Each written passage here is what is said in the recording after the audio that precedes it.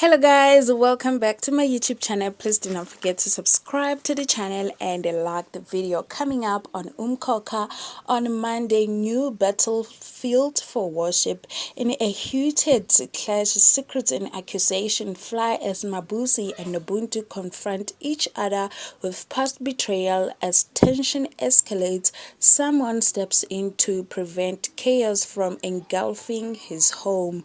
On Tuesday, friendships. One of the Mthembu brothers feel a shot changed when the vault arrived. Nokubonga becomes casualty. Ndlovu continues to whisper into Khulekani's ear to drive him even further away from his family. On Wednesday, a failed miracle. Khulekani's church is on the rise, but he gets the biggest disappointment in public. Siphamandla's church continues declining. Mazungu hits a brick wall with Manzimande. On Thursday, I spilled innocent blood.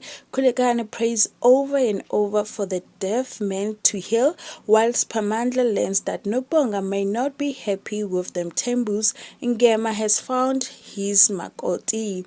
On Friday, Khulekani's denial.